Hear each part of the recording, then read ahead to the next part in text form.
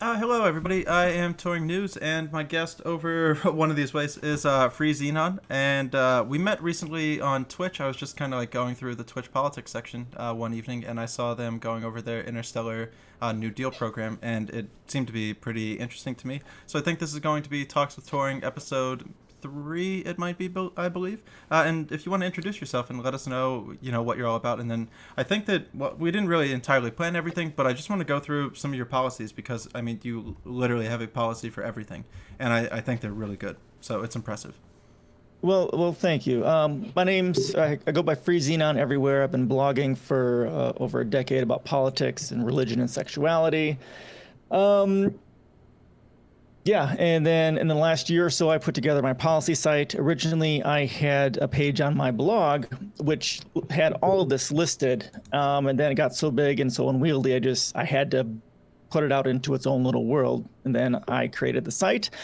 And that site and all those policies, basically the last 15 years of my journey into politics, collecting and reading and understanding, trying to figure out what's messed up with the world and how to fix it. Yeah, I mean, I haven't even read through the entire thing because it's... how many pages is this? Is this a couple hundred pages? No, when I originally, the single page on my blog was about 60 pages long. I don't think it's double that yet. Okay. It's probably near 80 or 90. Yeah, well, where do you want to begin? Where should we begin to kind of like get started? Maybe, yeah, go ahead. Um, where to start? Well, if you go to introduction and the 4 books you need to read. Okay. Just as a note, on Tuesdays, I just started last week reading one of these books online. I got permission from the author, The New Human Rights Movement. I'm reading that on Tuesdays. So there's 4 books here. If you want to kind of know where my politics stand and how I see my policies, it's through the lens of these 4 books. The first 2 books talk about inequality and how they cause harm. And then The New Human Rights Movement and The Best That Money Can't Buy talks about the problem and also a way we can approach the solution as well. So yeah, it's pretty much all about inequality. I know people that come to my site, they're gonna come to my Twitch stream, they're gonna get tired of hearing about that because that's the issue that I try to tackle here in my policies. Yeah, I saw you were reading The New Human Rights Movement. I think I might have even rated you on Tuesday. Days tend to blend together, but I think that I might have. Yeah, exactly. This is just, an opportunity for you to maybe get like a couple more people to find out about your work. I'm just really impressed that you actually took all of this time to write everything down because I've been kind of like saying to myself that I need to do something like this, but I don't even think I could produce anything this in depth. Yeah, it's been a lot of work. 15 years of study, trying to figure it out. What are the biggest things that you've taken away from some of these books? If you could boil it down in any type of way, I mean, I guess the introduction would be here, but It really boils down to inequality. The inequality causes significant levels of harm. I mean, the second book, the inner level, goes into how inequality causes harm from the level of evolutionary psychology and the biopsychosocial issues, and you're getting into Maslow's hierarchy of needs and stuff like that. Yes, I have seen Zeitgeist movies. Thick Zeke, definitely. Big fan. It's about inequality. It's when you get into poverty, you study that, it's devastating to children and to families, and it's something that's transmitted intergenerationally. Once you get into poverty, it can be almost impossible to get out. It causes brain damage and depression and suicides and all sorts of other things. And if we can fight towards ending that I came up with this concept of humanity's lost prodigies, right? If we have people who are in poverty, there's a whole lot of people in those millions and millions of people who are suffering that there are prodigies there that we've lost. Bachs and Einsteins that have lived and died in relative obscurity and have never ever had the chance to even have a moment to try and be the best person that they can be. Yeah, can I ask you like a real world question that's kind of like happening in the United States over the next like couple weeks, if this is okay? Hmm. Sure. So we're trying to reopen our schools, and Mhm. I was just listening to the Majority Report earlier today, talking about how there's going to be. I mean, it's really there's no federal guidance. There's not even state guidance. There's really not even county guidance. They're really giving each Mhm. school that well, you have to deal with the resources that you have. We're not going to be giving you any more resources. You just have to open up however you can. And Sam Cedar, the host of the Majority Report, was talking about would I be increasing the inequality if because I'm a little bit more well to do than most, I have like an education pod in my background. And he was trying to like weigh of, am I actually helping the school districts by alleviating some of the burden of the amount of students that they're going to have in classroom by having, a neighborhood pod with the people like around me? Or am I just really increasing further to the education inequality as being, a person that can afford a little bit more? Are these private schools going to be just pushing more inequality because they're going to be able to do things differently than the public schools can? So, do you have any kind of thought? This is a really difficult question. So, if you don't have a complete answer on how to help this, don't worry at all. But what can we actually do for our school system this fall to not leave people that don't have good access to internet at home, people in multi-generational or multi-sibling households who don't Mhm. have access to the technology, who don't have the broadband, who might have rural broadband? How do we deal with working class families who can't like stay home? Like, so how can, because this is coming up in a week. I mean, I think that some schools Mhm. open August 11th slash they've already opened now. Oh So wow. go from here if there's anywhere that you want to try to take it. Yeah, that's a difficult thing. I actually ran for school board this year. Oh wow. I didn't get elected, but yeah, it's a big issue. And I have a daughter; she's 11, and I was had a huge ass post that I was writing on this, and our school board had their meeting last Monday, and I was fucking livid about it.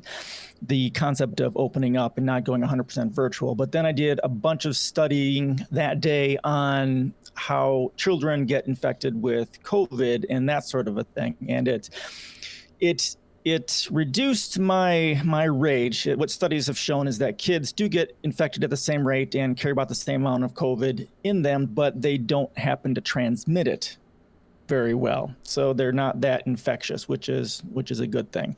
I think that's But not entirely true for 10 to 19. I think it might be true for 0 right. to 10, but for 10 to 9, I'm going based off a South Korea study that that was the biggest one that I saw. So I don't entirely, I mean, I just don't entirely know. And well, the only thing that I would say against that would be also we just don't know the long term um, Yeah, health ramifications. But, that that that's exactly right. Yeah, the older they are, the more susceptible they are. But once you get into high school and stuff like that, it becomes much more problematic. But so our school district is going. You can come into school, but they also have a full virtual option, which is what we're choosing. Because I don't want my child anywhere near that because, like you said, we don't know the long term effects of that, or even how honestly contagious they really are. How to deal with the inequality? Honestly, internet needs to be a human right and everyone needs access to it. We need to work mhm. with our communities and to make sure everyone has access to it. And like our school district is giving like Chromebooks to all of our students so they can have access to it. Oh, wow. So that would be one way we could get around it. I know the more rural people, that's much bigger problem. If they could somehow get access to satellite, that might help, but even that is problematic. So we have technological methods of dealing with it. That's honestly what we need to do. And the center point for a lot of our schools, there needs to be a camera in every single classroom so that, if any given student is missing class because they're sick or snow days, you can still have class and everyone can still keep learning. But educational inequality is a big problem. We need to get rid of charter schools, private schools, and everything needs to be everyone should have access to the same education system, and that's what is required for honest equality for everyone to truly have a chance. Yeah, I pretty much agree 100% with everything that you said. The only it's not even a disagreement that I have. It's just like I said, the schools are opening now, and Mhm. we're nowhere near universal internet. Yep. We're nowhere near schools being able to like. So I live in North Philadelphia, I mean, these schools can't even afford pencils for their students, let alone like sending everybody a Chromebook. Yep. And yeah, the schools in North Philly have been shut down, time and time again as they have consolidated, and they've tried to, now they bus people further and further into the different areas of the city. There was a person that called into the Majority Report today. They called in from Nebraska, and they said that their school board had a virtual meeting. During the virtual meeting, 1,800 questions were given to the school board. They Wow. said, okay, we're going to get to all these questions, but it's going to take us, some time to get through all of them. Since that had happened, they told all of the parents that they had to make their decision by this Friday whether or not they were going to be doing the virtual or the in classroom.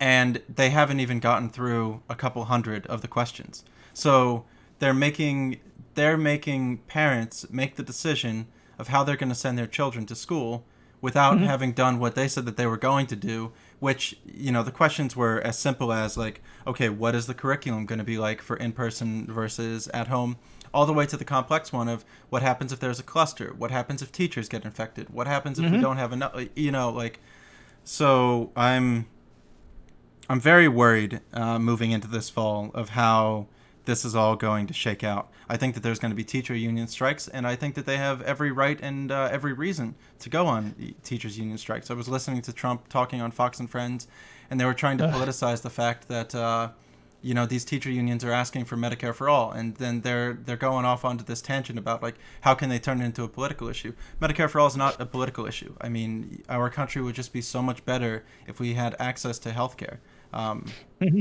Yeah. Yeah, definitely. And I really wish pretty much every single teachers union would strike, and that would be huge. It needs to happen because the federal government is failing, state governments are failing, county governments are failing, city governments are failing. Same here, and the teachers are, they're being put in danger, and then their children are being put in danger, and their families are being put in danger. This is criminal negligence at every single level. When I ran for school board, what I found is my policies, they're very different than they are for my Interstellar New Deal, which those are macro level policies. When I really got into running for school board, what I found is that almost all my policies, things I put forth, I could do outside of the school board because they fundamentally come down to unionizing the parents. Get the parents together in a block, and so that they have a level of representation and power, and so that they can go to the school board, and if the school board's fucking up, they can go, hey, yeah, no, we're not going to have any bit of this, and they themselves can strike and try and force them to do what they need to do. And they can also work together as a big part of this, to help those families who are who are suffering, who are in need, who are homeless, don't have food. When you get the entire group of families, the parents together from the school district working together, we can help lift everyone up. And that's a big. Do you think that you'll be running for school board again to try to, get back on, or? I might. I'm going to see what options are available for this next election cycle. I might do school board again because we've got like 6 or 7 seats, and I think at least 2 or 3 will be up again as well, and they're at-large seats. So I might run for that or something else. We'll see. Well, good luck. Thank you. If we could only get through, let's say, I don't know how long you have budgeted for this. I can sit here until 7 o'clock at night, but I don't know if you really want to do that. Which would be some of your different parts that you would most like to go through? If let's say that we only have like an hour and a half, what would be some of the biggest things that you want to bring awareness to that you think are like, all right, because I hate the question of like, you can only get 3 things done. What are the 3 things that you want to get done? That's not exactly how I want to frame it. But if we wanted to like start with like a ground level of like some of what your concept is, where would you like to begin? So I've actually thought about that exact question when thinking about running for school board, because people are going to ask me now, what's the most important thing or what's the best thing we can do? And what I've said is that if you get rid of if you only keep one of those 3 sections, which one do we keep? I would say part 1. I have this in the order that I think we should do them. So and then within part 1, there are 4 sections. If we get rid of all of those except for one, the one I would keep would be the philosophical pillars for peace within humanity. Okay. That's the very top one. And This forms the very philosophical backbone for how I approach everything. And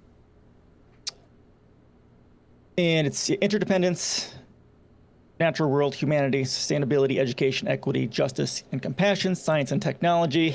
This should be the primary lens with which we look to think of and implement all of our policies for everything we do. But the most important part, if you get rid of all of them, interdependence is the most important one. How would you define interdependence in the way that you've had it laid out here? Yeah, that's a good question. It boils down to like humanity, like everything that we do as an individual affects everyone else. And everything that we do in a city affects all other cities. And we as a species are a part of a larger, greater whole of the global ecology. We are not separate from it. As much as we like to think we are above such petty things as the natural world, we are a part of it as we see it through climate change, all the pollution and people getting cancer from it. It's with all that happening is an abject rejection of our interdependence. War and competition is an abject rejection of our interdependence. So if we change the way we think of everything and we approach the way we think of our policies and the way we relate to others and other countries as we are all interdependent, as in what we do affects them, what they do affects us, then that can radically change the way we approach our politics. The key part of the problem of the rejection of interdependence is that competition is a core part of the way we approach things. If we approach things through interdependence, then it becomes about cooperation. We can get more done by cooperating than we can competing against each other. Like if we have any specific problem we want to approach, if we take advantage of the entire global brain trust to work on a problem, we can get it done a hell of a lot faster than everyone not sharing data, not sharing ideas, not working together. So we work together. I've often wondered, all of these, I think Donald Trump just claimed the other day that through Operation Warp Speed, they have 230 different companies working on like therapeutics or vaccines or something like this. I've wondered how much are they sharing their data amongst one another? And I mean, the hopeful side of me wishes that they were doing it, but the realistic side of me is thinking they're probably doing fuck all. They're probably not sharing any of their information. So rather than having, like you said, rather than having them share everything that they possibly could in order to get to the actual fastest therapeutic or vaccine or whatever it might be coming forward, I have to feel that they're probably being selfish with their research. They're probably keeping everything for themselves, and they're waiting to try to monetize it on the back end. And it was disgusting to me that Moderna said, even after they got was it Moderna that got 450 million or 1.6 billion, whichever one it was, they got a lot of public funding. They said, well, we have to make a profit at the end of this. And it just like, it's breaking my soul that, I was going back through my interviews the other day. I went to a Donald Trump rally in Hershey, Pennsylvania, December 2019. And I interviewed somebody who was there, like running for office. And I asked him about, he said a big thing for him was getting better healthcare. And I said, oh, so then like you would probably want to go to like Medicare for all or something. And his answer was, no, I think that the way to get better outcomes and lower costs would be through competition. And there were so many ways that I had trapped him into a position that is like logically unsustainable, but they doubled down and they tripled down. And so in saying all of that, I'm going to try to ask a question here. How do we begin to rebuild a collective nature or a collective sentiment in the United States when so much of our history is taught through the lens of rugged individualism, of like the individual through like the self and so forth? Like how can we even begin to crack through what I would consider to be one of the most egoist or selfish countries in the world? I've had some limited traveling. I've been in like maybe 18 countries, but I feel a lot more collectiveness in foreign nations than I feel in the United States. Well, the reason why that is, and what you get from those first two books is that inequality is the core part of it. As the more equal countries you have, the higher level of social trust that you have, and the better people relate. And it just lower inequality, everything gets better. And that's actually kind of accord to the defund the police movement. That's very much what that is about too. If you increase funding for social programs, you decrease inequality and decrease poverty, and then everything gets better for everyone. Then you don't need the police. So that is honestly the biggest thing we can do, and that's what all my policies really target, is destroying inequality. I'm working on my emotes right now, and one of the emotes I want to put in is destroy inequality or something like that, because that's what it boils down to. If you want to make everything better, especially in this country where we have the highest level of inequality in the world, that is how you do it. I think it might even be almost in the history of the modern world, because I think we've actually surpassed inequality during the Roaring '20s. And even into the Great Depression. So I mean, I think that you could even say over the past 100 years, we've developed the most unequal society. So sorry to interrupt you. Go ahead. Yeah, no, I believe it, and that's really what it boils down to. It's really that simple. If you want to help to repair the brain damage that we have from the left, it's working with inequality. And honestly, if you start with the education system, and that's why the education system is one of my 8 philosophical pillars, if we work towards increasing the quality of the education system throughout the entire country, specifically, getting rid of private schools and charter schools and realigning funding so that everyone has equal access to the funding, so that just, the rich places don't have all the money and the poor places don't have it, that can radically change the level of equality in the entire country. And the far-reaching ramifications of a highly educated populace is mind-blowing. Mm-hmm. Yeah. No, I really agree with you here. Okay, so natural world, humanity. Where would you like to go from here? This is your show. I have a camera on. Mooney Machine just said, perhaps pragmatically, we need to enable virtuous cycles, teaching these concepts of interdependence to children. Yes, that's exactly right. And that is a core part of my educational policies, actually. I was in the process of writing a post, Humanity's Terminal Disease, the Disease of Separation, and I'm still not done with it, but I reorganized my entire policies based around that very concept, that interdependence needs to be taught as a core part of our educational curriculum. And I mean, we're getting to the point where we need our children to have access to farms on the schools. They need to have aquaponic farms, need to have access to animals so they can have that connection to the natural world, which is very important. And also teaching about I'm not gonna bring up the post, but there's 6 degrees of connectivity, right? The butterfly effect, things like that show that what you do matters in the world. It's not just with you here right now, because children have hyper-local view of the world, but we need to expand it so that they understand that what they do affects the child, their friends, and affects their parents, and affects everyone else in their life, and that what they do really does matter, and they matter in the world. Yeah, I like I said, the reason that I invited you on is because I saw your stream and I read through this, and I agree with it. It might even be 98% of everything that you have written down. Awesome. And the little disputes are just tiny little minuscule ones. One that I wasn't entirely sure about was throwing satellites up over the poles to reflect the sunlight. It's just, now, do I think that we're going to have to get to a point where we're going to have to do all technocratic hands on deck to prevent it? Yeah, probably. I get a little bit nervous at times from doing geoengineering. So I said, the minuscule amount of my disagreements through all of your policies has been really impressive so far. Well, write them up and send them to me. I'd love to hear it, because I still have a lot of learning to do. Yeah, I will. So actually, here's one thing that I did want to ask you then. Let's say over the past 18 months, what are some things that you have shifted on, or what's something new that you've adapted into your thinking and your policy set? Well, I've only had it up for about 2 years. Okay. So a lot, actually.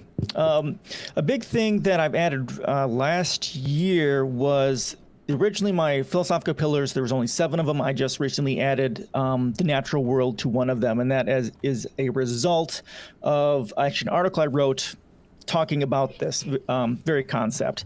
So that, for some reason, well, I know why I didn't have them in there, but I didn't have it in there, but I added that, and that's been a big thing. I was originally rabidly against federal jobs guarantee and MMT. I had a huge post I was going to write on that, ripping it apart. but I've radically shifted on that. So that's been something. I think I was in your stream when you were changing a little bit of your thinking about the federal jobs guarantee, actually. Okay. I think that was the stream that I kind of like walked in on when I was mentioning about Pavlina Cherneva's work and like the the thoughts of how a federal jobs guarantee would work and so forth. And one question that I've been asking the free marketers and everything is okay, so like the free market fixes everything, right? Why hasn't it solved homelessness? Why hasn't it solved unemployment? And why hasn't it solved inequality? If the free market can always produce the best outcomes, what about all these people that are living in the street? What about the 45% of people that don't go to the doctor because they can't afford the medical bill? What about the 45% of the people in the country that can't afford a $400 unforeseen circumstance? And it's incredible how quickly silent they become of, well, they just need to work harder. They just need to like get a better job. And then I'll bring up, okay, well, let's talk about where I'm from. I'm from Mount Carmel, Pennsylvania. I don't know if you know much of the coal region of Pennsylvania. The town that I was from had a peak population of around 15,000 people in the 1960s. Now it's down to around 4,000 people. There's no industry, there's no manufacturing, there's no coal mines anymore. The tax base has been depleted, the roads are falling apart, the hospitals have left. Now you have to travel further. I mean, we're in a hospital desert where I live, you're in a food desert where I lived. And I try to say, okay, like, so what are they supposed to do, or like what kind of work are they supposed to do? And then they'll say like, well, they should do construction or so on and so forth. And I'm like, well, what are they going to construct when nobody's moving there? And then they'll say, well, they should just move. And I'm like, okay, so you have everybody moving to a city, and now you have higher rents. You're trapped into a rent cycle for your life, and there's not even a lot of jobs in the city.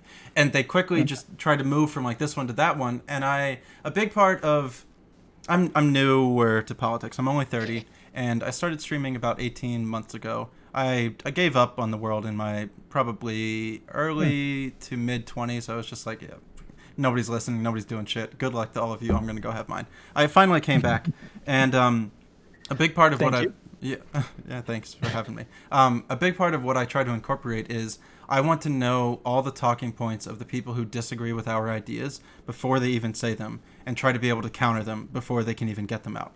Because I try to deal with, like, I guess, getting people from slightly conservative to slightly liberal and dragging them forward to the left, and then allowing other people to kind of take them on the rest of their journey. That's smart. I wish I had the ability to do that. I'm so fucking pissed and so filled with rage. I can't do that. If someone wrote up a document about that and hit every single, hit all those talking points, I would love that, because then I blog, I write, that's what I do, and then I could take that and then I could rip it apart. Like, I'm working on a post on a quick case for universal healthcare, and I'm going to try and target that sort of a thing. Yeah, well, one good thing to talk about healthcare and why it's so expensive right now, I think it's between 30 to 33% of all the money that we spend on healthcare goes to administrative fees or to debt collections or to, marketing teams, sales departments, so on and so forth. Where if you just eliminated all of these different insurance agencies, yes, you're going to have a loss in jobs, but I mean, Bernie's plans and multiple other people's plans have talked about how you can give payment to people, you could give retrainment to people, and you're still going to be saving money. Even if you pay people a 5-year salary after they lost their job, you're still going to be saving money by going to a single-payer healthcare system. So yeah, definitely. I talk about that sort of stuff in there too, and that's exactly important. The amount of money we waste by having private insurance and all that competition and everything is staggering. Mm-hmm.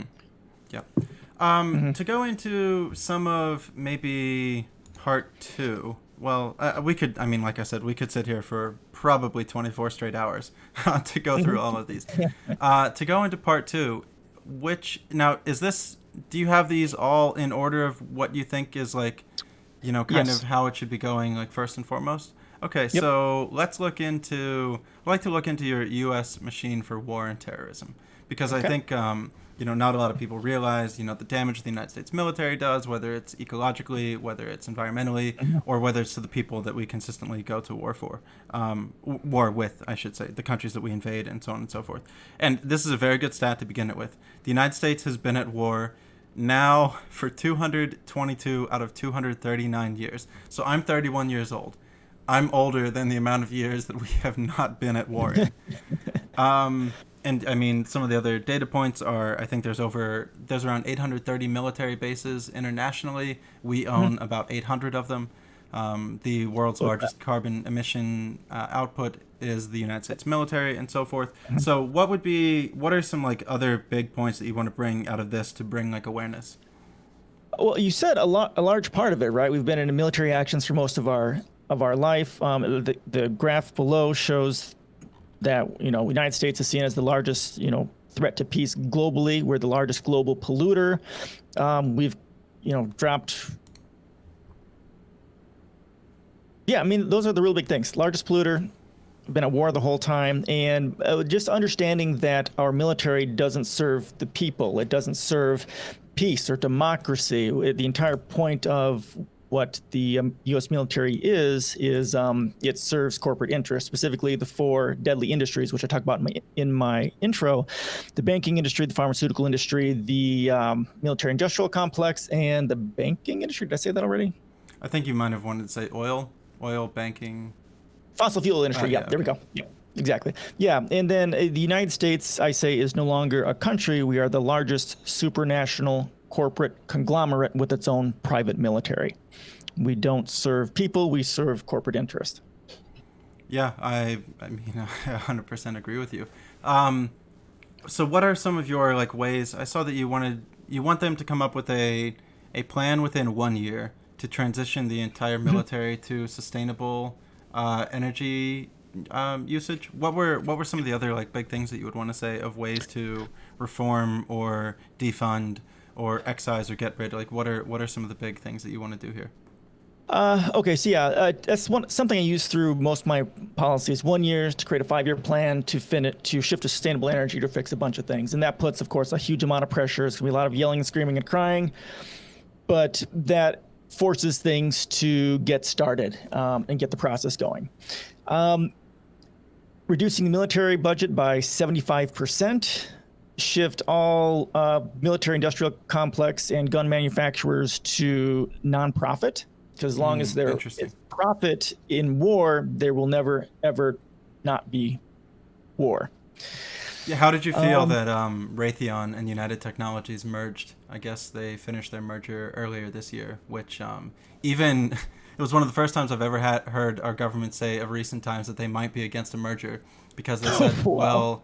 well, what if there's only one or two like defense businesses that we can get our contracts from? It's going to give them too much of a monopoly. But they still passed it through. It was like a $62 billion merger that they allowed to go through. Same for Sikorsky merged with Lockheed Martin sometime recently in order for them to become like an even. So now it's basically there's Boeing, there's the Raytheon UTX, and then there's Lockheed.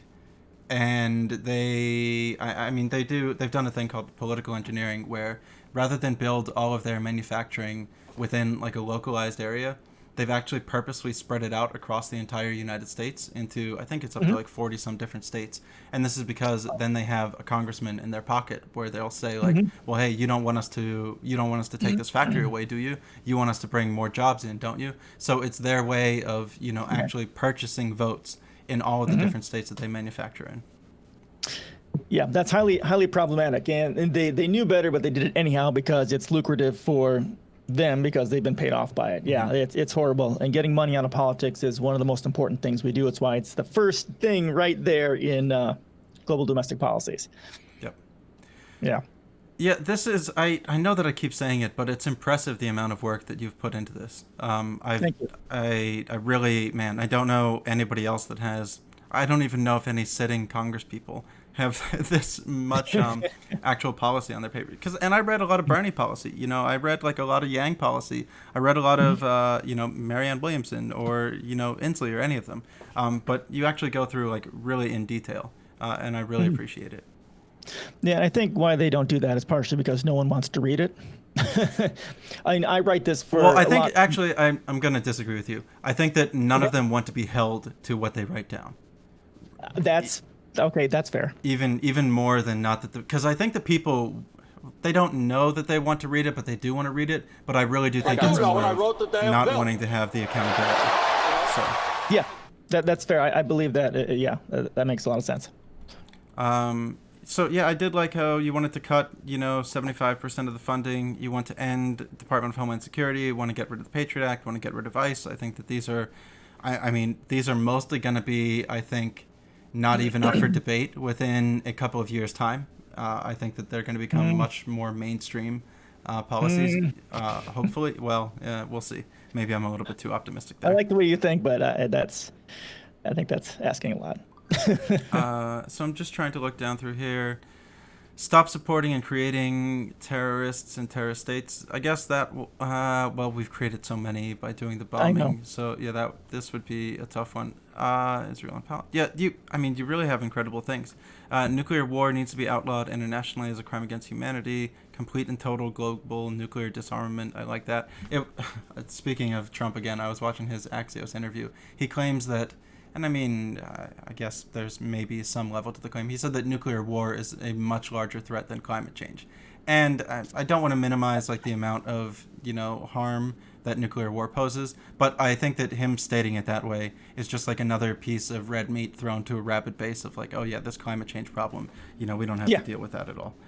exactly, exactly. And then Um, it's just catering to their fear mongering to make people afraid of nuclear war with Iran, so that they can keep doing that, and then yeah, keep people off climate change. Yeah.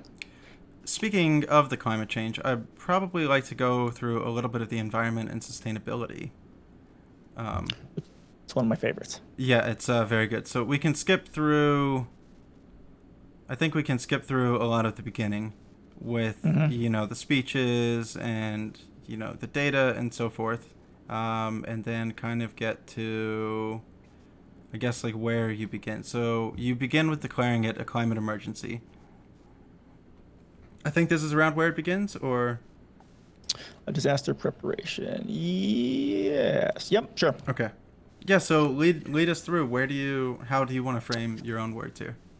Okay. So yeah, we need to understand that the climate change is the largest global crisis, largest national security crisis. It's got something that's going to affect every single nation in the world, every single person it's going to touch. I mean, again, we're getting to that interdependence thing.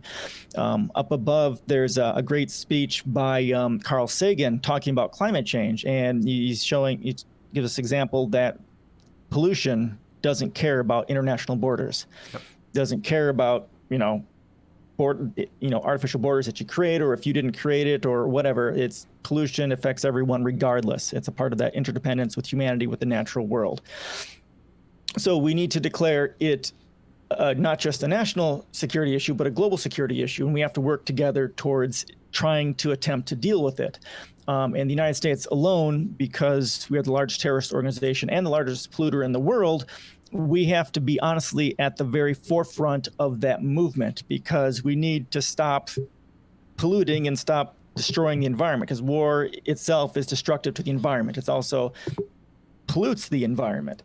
So if we drop that 75% from the military budget and shift that to sustainable energy technology, getting rid of fossil fuels, shifting to sustainable energy, getting those microsats over the poles, and all that sort of stuff, we could easily, within 10 years, radically transform the face of the entire world to help potentially stem the tide of climate change.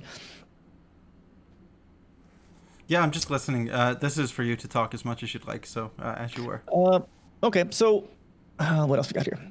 So yeah, so we've got climate change coming. So we've got also other things like Yellowstone volcano, forest fires, rising sea levels. We Okay. need to start looking at our national global plans and how to deal with that. Like One Sweden thing, is doing one doing thing that that. I learned recently to jump in here, I didn't know that the seawater was actually rising at different rates in different places in the world. So I need to learn like the science more about this, but I've been watching a couple of I usually watch like Bloomberg documentaries or Wall Street Journal or CNBC.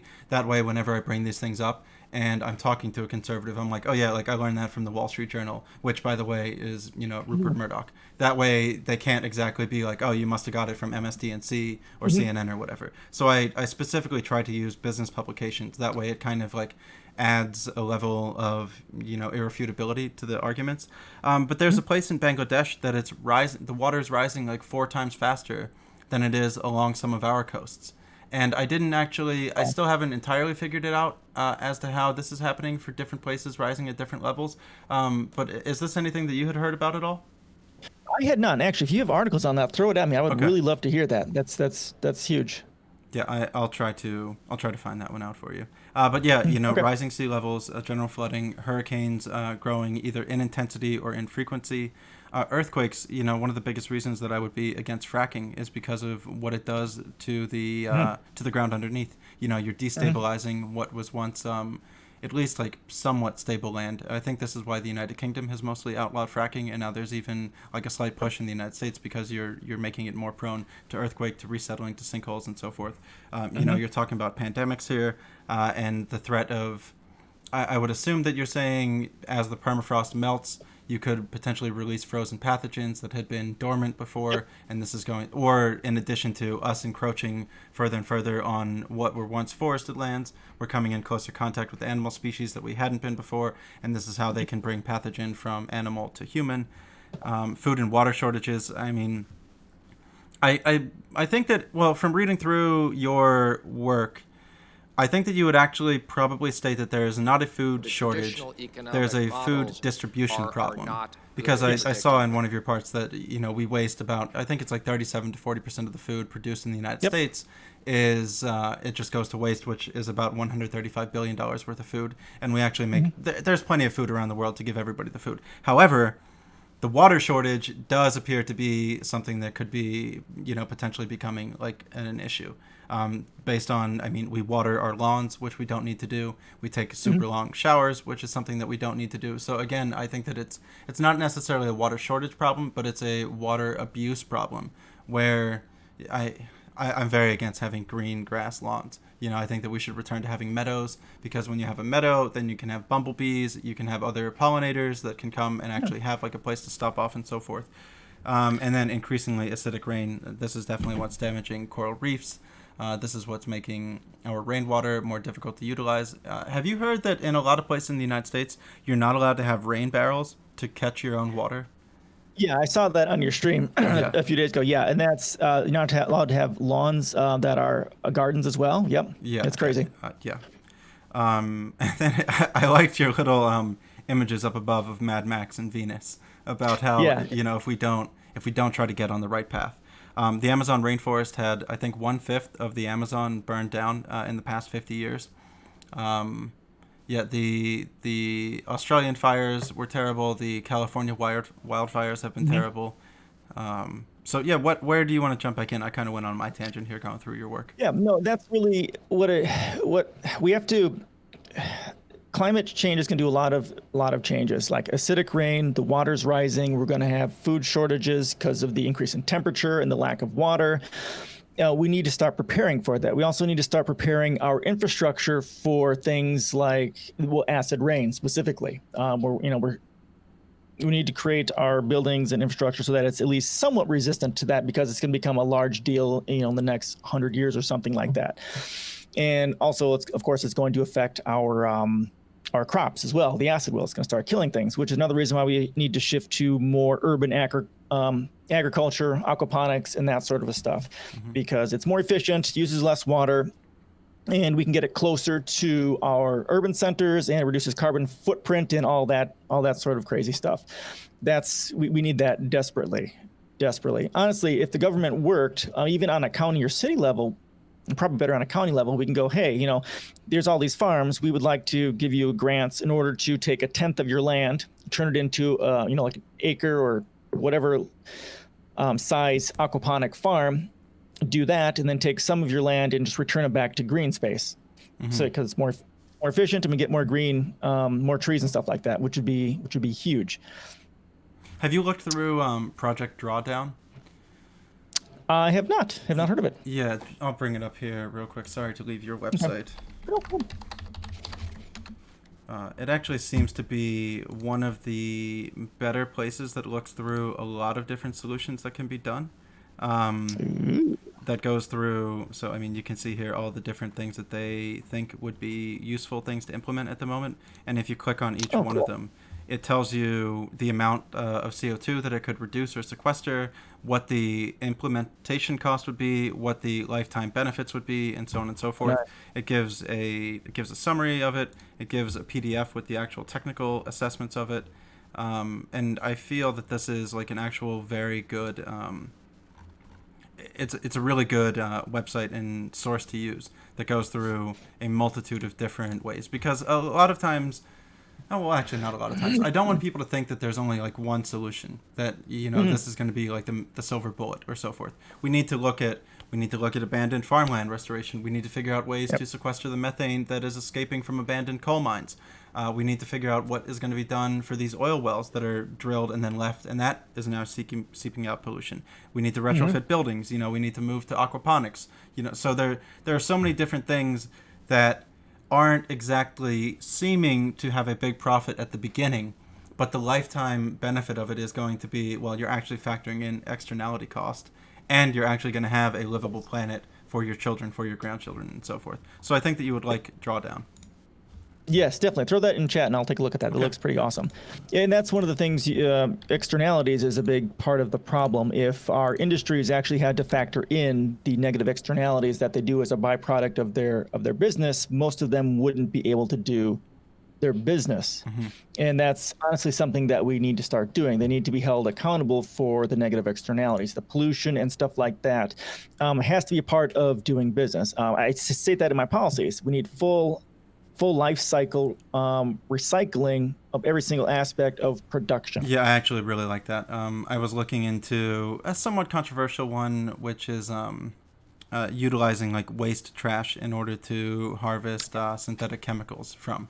And people were like, well, that's just going to like encourage more consumption and so forth. But the way that I tried to frame it was, right now what we're doing is we're taking our waste, we're putting it in a landfill, and the landfill is seeping out methane. So I would rather try to harvest whatever could be left from it in order to get as close to a cyclical, recycling every single thing or utilizing every piece of energy that gets put in and brought back out. So I don't know if you have any thoughts about this at all. Yeah, I'm not a big fan of the syngas thing. I understand what you're saying, and as a stopgap, sure, we could go to do that. But yeah, as a long-term method, that's not a good I plan. don't. Yeah. It wasn't as much just for syngas. I guess it was for other like chemicals and other compounds that could be utilized. So it was basically taking any good that could be combustible or could be biodegradable.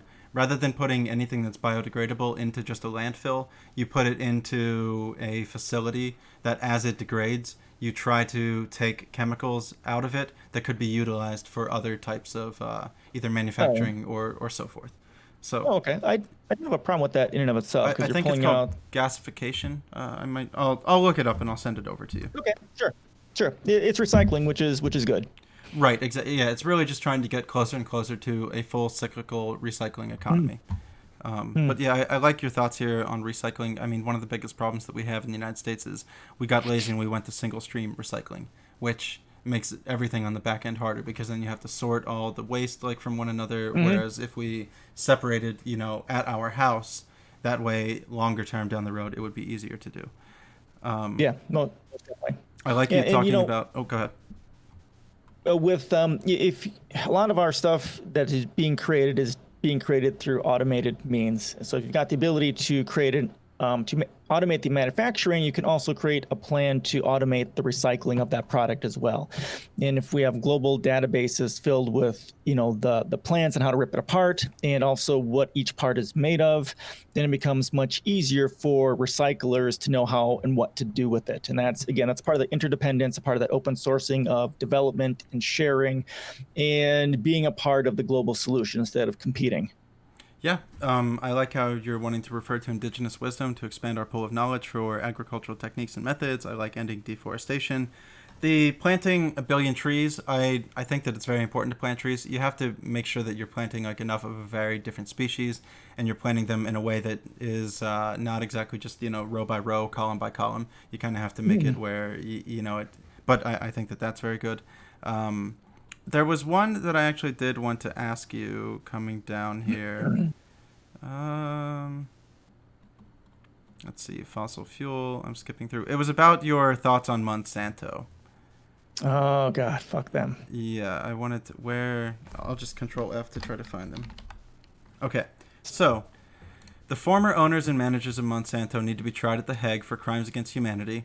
I don't really have any pushback against this. The owners and managers imprisoned, and all technology research, patents, IP, and funds returned to the people. This one is one that I don't know enough about. Part 3. All of their engineered seeds need to be destroyed. I guess I don't know enough about their GMO products to know, is there actually any benefit from some of what they've developed? Now, I know the ones that like don't reproduce and that don't germinate. Those, I agree, need to go. But I didn't know, are there any that have actually been done that are more resilient, that do take less water, that do have like a higher yield or so forth? So can you help me like get a little better educated on this? No, I don't honestly know. Okay. Yeah, a lot of that is just rage, but Okay. one of the big things with some of their seeds is that they're engineered to create a natural herbicide, Right. Yep. I have seen which those. Yep. yeah, which They're having is a big problem with those in Germany and in France, yeah. because they were finding that the bees were somehow dying off in part because of the I wish I remembered what the chemical was that was right. But these are the blue seeds. They're the ones that have like the blue exterior on the seeds or whatever. I guess technically you don't have to spray them, but then the entire crop grows up with this like herbicide within it, and then Yeah. as the pollinators come to it, they just end up dying off. Mm-hmm.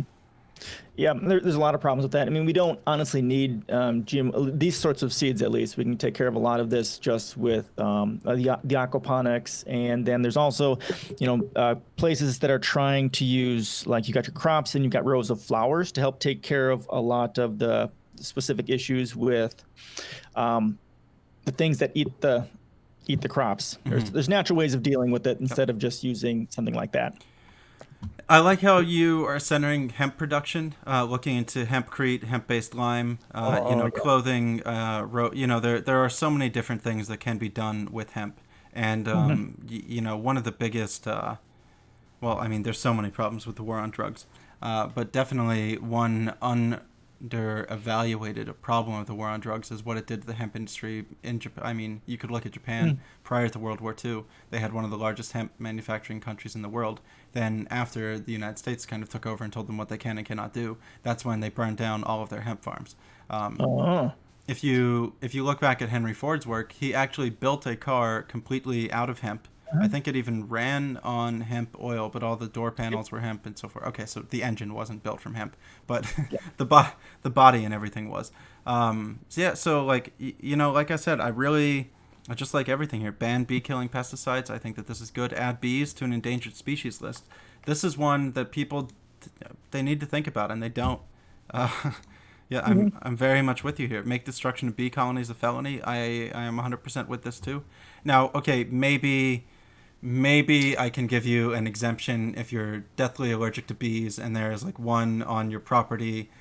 Okay, maybe like because there's going to be a person who's out there always tries to come up with an exception or something. So, but Yeah, well, that's something different than actually going to destroy someone's actual bee farm, true. and that's primarily what that's aimed at. But yeah, True. So this is an interesting one. Research and start using the most nutrient-dense food sources. We need to start making serious investments in research into food sources that are nutrient-dense and require little resources for the amount of food and nutrition. So I've actually eaten grasshoppers. I've eaten grubs. I've eaten different worms. I am even considering. Now, I didn't really. My plan this year, if COVID didn't happen, was going to be I wanted to my name is Touring News because I wanted to travel around the world and do different news stories from different places, live in and out of hostels and live out of a backpack pretty much. nice. However, now that doesn't really seem to be any type of possibility for a long time, I've considered getting an insect farm to have here in my house to just develop, some protein for myself and try to reduce a little bit of my strain that I would put on the ecosystem.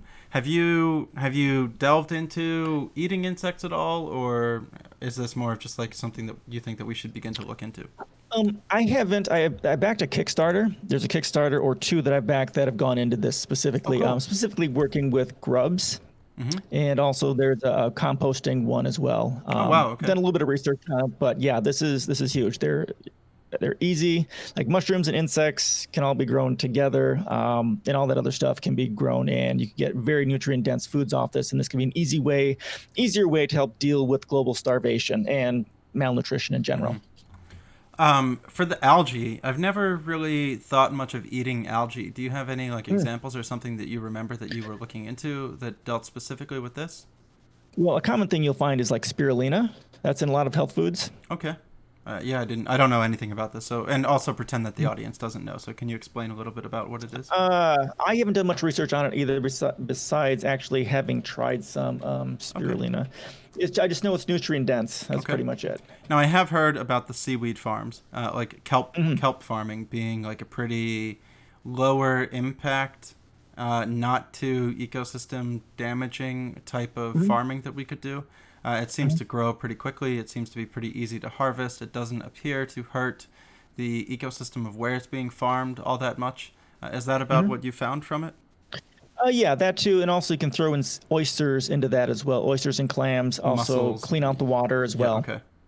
Yeah, I've heard that any type of bivalve farms are moderately okay because they do add filtration and so forth. However, fish farms terrible. Most Mm-hmm. of the times, yeah, fish farms, any type of well, and even in here, you were talking about, we have to get away from manufactured farms. We have to get away from the CAFOs. We have to get away from our abusive relationship that we have with animals, and we have to move to free range agriculture, which Yep.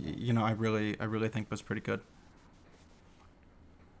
Honey hemp seed would be another good one. Oh, and here it is. Okay, so get rid of factory farms and allow truly free range animals. Yep, I am with this. Um, Now, what can pineapple be? What? Yeah, what's this? This I didn't know anything about. Yeah, I think there's a leather that they can create from that, if I remember correctly. Yep, Okay, pineapple-based leather. There's also interesting. mushroom-based leather. Yeah, it's pretty amazing the different sorts of leather substitutes that are out there. I'm imagining that you would also like to remove the fact that if you go try to expose a farm, you can be charged as a domestic terrorist. Yes, Um, that's the agri-gag laws. I think yeah, I had yeah, that in there already. ag gag laws. Yeah, Yeah, it's insane. Some of the things it, that you're not allowed to do here in the United States, they really blow my mind. yeah, it's pretty Um, messed up. yeah, all right. We've been going for about an hour. Would you like to go through one more of these? What's your Sure. time frame or? Yeah, I've got time. Okay, which one would you like to click on here, or what do you want to be like the final one that we would discuss? Well, let's go education. Okay. Education is huge because it's one of the philosophical pillars. It has kind of the most far-reaching effect on the entirety of humanity. Okay. Um, Let me see. Going down. I always have a lot of intro. Blah blah blah. Do you want me to go? Yeah, you just tell me where to start. Um, let's go down to curriculum, Okay. which is curriculum under curriculum. Okay. Yep. So actually, meta curriculum. Start there. Okay. So with this, fixing the broken process, get rid of Common Core and this needs to die. Even Bill Gates said it was a total complete failure. We're looking at a lot of the Nordic model of education. Everything that I've researched, this pretty much points to what they're doing is what we should be doing. They're so far ahead of us. It's embarrassing, embarrassing. So interdisciplinary, interage education model. It should be non-comparative and focused so as to maximize the individual's potentials and gifts. Right, like in our school system. In my district, they have I don't know what they call it, advanced learners program, Yeah, and it I was was at a called. school. It was enrichment, I think, in my school, or advanced Okay, placement, or so forth. Yeah. yeah, and they were talking about that in a school board meeting, and I'm like, well, wait a second. I mean, this for me kind of shows part of the issue. You've got these kids that are doing well, so we're trying to help them, but that shows the complete failure of our education system and our society. Every single kid is an advanced learner when they're put in the right environment, when they're given the right stimulus, when they're allowed to pursue their things they're interested in. And yeah, that's what we need to get to doing, figure out what our kids like, how they learn best, and everyone should be an advanced learner. That's So I'm huge. thinking that you would want to reintroduce some like trade education as well. Yep. Okay. Yep, that's in here. Hands-on stuff. Okay. Trade schools need to be free. Universities and all that stuff needs to be free as well. Most definitely. Okay. Yep. Go ahead. Keep going.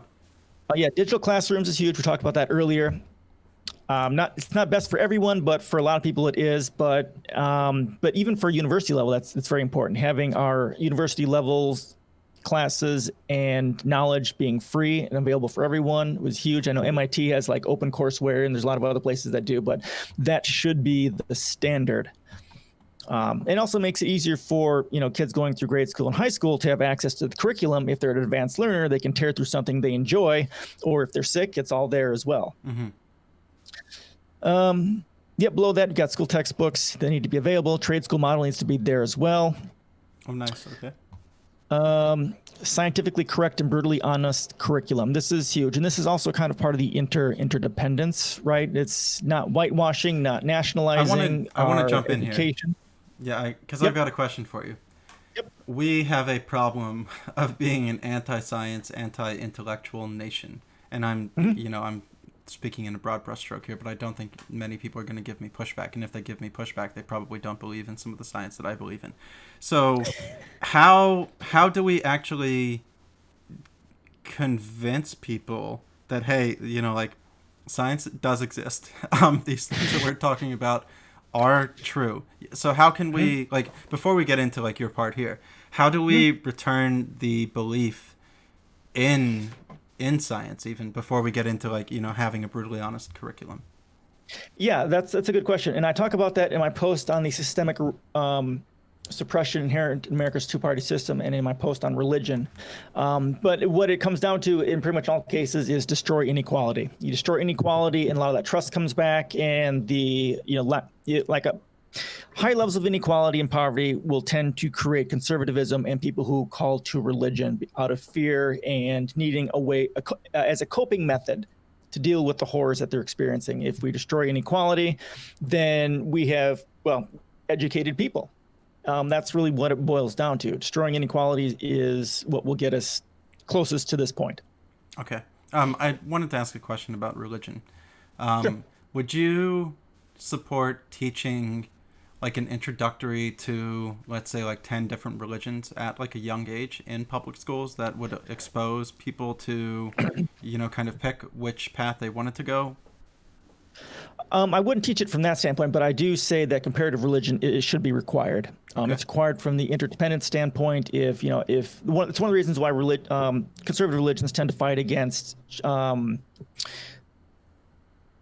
higher education, because people have access to different people from different backgrounds, different religions, different ethnicities. And the more access they have to it, the less afraid they become, and the harder it becomes for them to manipulate and control them through fear. So comparative religion is super, super important. Yes, it's highly controversial. Comparative religion, if you don't mind, please. Teaching about each individual religion, got to teach like this is kind of what they believe, this is what the other people believe, and even how this religion believes this religion believes that, and kind of going through the set of beliefs, compare, contrast. That's I think what I meant. If I didn't articulate myself well enough, that was mostly what I meant to do. I think that should be done at a very young age, because I feel that oftentimes you can become too into. Before you get to the position where you can kind of really think for yourself and, critically think for yourself, you've already been kind of like manipulated into a dogmatic stance. And I think that it's difficult because I went to Catholic school for age like 7 until age like 12 or something. And I didn't leave the Catholic Church until I was 17. So, and then like I took a philosophy course that did I always forget what the name of it is, but it puts forward, if you believe in God and God doesn't exist, you lose nothing. If you believe Pascal's in God, wager. Okay, thank you. Yep, see, people always remember it, Pascal's wager. Yeah, if you believe in God and God does exist, you win everything. If you don't believe in God and God does not exist, you gain nothing. If you don't believe in God and God does exist, you lose everything. And when I had this lecture, I realized I was only believing in God because I wanted to go to heaven. And then when I sat down, I realized, well, that is not reason enough to put faith in, and then I began to explore my own religion. Yeah, that's huge. I talked to my daughter about religion as well. I give her, I've bought a book off of a Kickstarter that talked about belief and things and that sort of stuff. I read to her stuff about mythology so she can understand that. I identify as an agnostic humanist, although on the Dawkins scale, I'm a de facto atheist. But Okay. yeah, I talked to her about that sort of stuff, and it's important that she understands so that so that she can understand the world better. Okay. Okay, back to the scientifically correct and brutally honest. That was an important side tangent, but back to where we were. Yeah, definitely. So yeah, we shouldn't whitewash it and make every nation feel like they're amazing, because we're not, especially white people. We're pretty fucking horrible at murdering people globally. So we need to ensure that our children understand how bad we really are so that they don't do the same things. Now, obviously it has to be age appropriate, right? But, having like some places in Texas that are putting that Moses was a founding father and that Jesus spoke English or some ignorant, stupid shit like that. I mean, we need to tell our children the truth. That's very important. And, like the United States has an genocide with the Native Americans, internment camps, the destruction of poverty. Howard Zinn's work is an amazing example of a book like that, of a way of doing that. And that all that will help us to understand, like, white people have been harming people of color globally, and our children need to understand that, and that there's no reason for it. And then as we get into comparative anthropology, comparative religion, that helps to help the children to identify more with the people around the world and to see how bad this really, really is. And then get into interconnectedness, right, as the next section.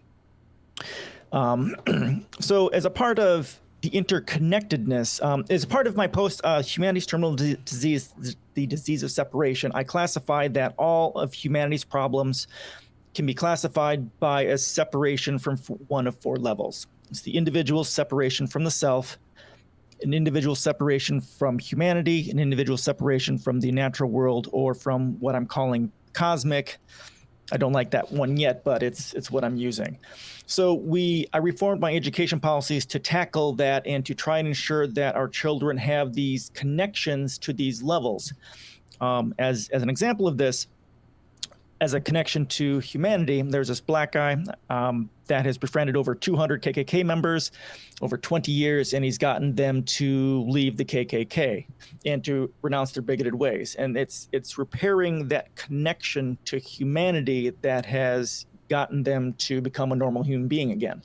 So if through our education system, we ensure that our children have these connections and strengthen the self, strengthen their connection to the rest of humanity, comparative religion, comparative anthropology, right? And have intentionally diverse school systems through economics, gender, religion, all this sort of stuff that helps to reinforce those connections, and which will help to reduce bigotry and things of that nature, which is super important. Comprehensive sexuality education, of course, talking about consent, sex for pleasure, birth control, gender expression, all that sort of stuff, the LGBTQIAP issues, mindfulness, meditation, empathy, compassion, philosophy, ethics, critical thinking, all these things to get their mind so that they can think properly and to not be able to be manipulated as well. And so that, logical thinking is required to think logically. Yeah, I like all of this. I think it's very good. Connections to humanity, nonviolent communication, conflict resolution, relationship skills, rhetoric, linguistics. Oh, I love linguistics is interesting. That also kind of gets people into understanding how languages are connected and to not be afraid of them. When you start studying linguistics a little bit, you can kind of appreciate different languages and what they bring. Like in German, there's words there that it would take us a sentence or two just to explain. Yeah, the one that I remember is they have like a word for the sound of an ocean wave crashing against a desolate beach or something. Oh, neat. That's really specific. Yeah. So there's that. Civics, activism. We need to teach our children activism, voting rights, why voting is important. Again, a part of this whole thing is teaching our children the 8 philosophical pillars for peace, the Universal Declaration of Human Rights, the Universal Declaration of the Rights of Mother Earth, right? And how we're all interrelated. Okay, we'll go all the way down. Foreign languages, of course, should be required. If you go down to forging strong connections through exercises, events, and education, I pulled some of the stuff here is pretty amazing. There are things we can do to strengthen our children's connection to the other children. There's these 2 amazing videos. You don't have to watch these yet, but they have a bunch of people in a room. They put people in boxes that are alike, and then they ask, how is anyone here the class clown? And then everyone who is that goes up up there, and we see how different people have a lot of things in common. There's ways we can draw people in our community and our children together through exercises like this. The human library is another one. This can be used as a part of what's the phrase? The restorative justice as well. You can check out a person and hear their story and have that conversation, which could be a way of dealing with racism and that sort of a thing, by checking out different people and hearing their experience, versus racism and stuff like that. Eye gazing is another one that can draw people together and create a level of, intimacy and connection. There are games that can create that connection. So many things. Connection to nature, right? Teaching ecology, environmental remediation, our interdependence, sustainability, having a farm on the school, taking trips outdoors, organic permaculture. Yeah, Lots I of have to things. scroll down here a little bit. Yeah, this is all wonderful, and I actually liked how you talked about the connection to nature, where we need to institute aquaponics at schools, where we need to get them back in touch with like dirt, and just understanding where their food comes from, how their food is produced, so on and so forth. I think that those were some really important ones. Yeah, definitely. Yeah.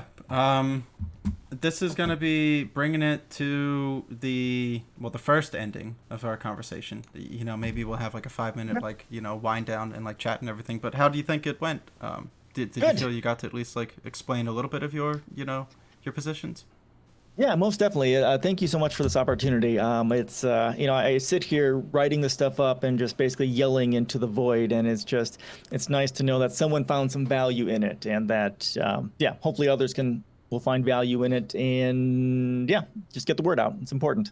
Yeah, I will be putting it up on YouTube. Hopefully, a couple other people can see it, and also it'll last for a little bit longer. But maybe a thing for you to do would be to try to put each of these into a YouTube series. That way you would have something that could kind of like live on forever. I'm not saying that more people are going to click it or they're not going to click it, but it's like another way to leave, like a footprint and like a lasting image of what it would be. Because, I think, there were 48 people here in the chat today, and I think that most of them really appreciated everything that you were putting forward. So. Yeah, that's exactly what I want to do, actually. If I'm able to actually do this for at least a part-time job, that's exactly what I'm doing. I have a plan for my blog post and for my policies to create videos on it, like a 15-second one or something like that for, Twitter, one for Facebook, and one that just goes over a TLDR version so that people can get access to it that way. Yeah, no, I think exactly. it would be really good. Anything else that you want to like bring some attention to before we do wind down? What else you've been... What else am I doing? Nothing specific. Just check out my policies. Read the books. Those 4 books are super important. I'm reading the New Human Rights Movement on Tuesdays, at least for a little while. So if you want to get access to that without reading it, I'm reading it, and that's one of the most important books there. That book is worth it just for the appendix on sustainable energy itself. That appendix in there is amazing.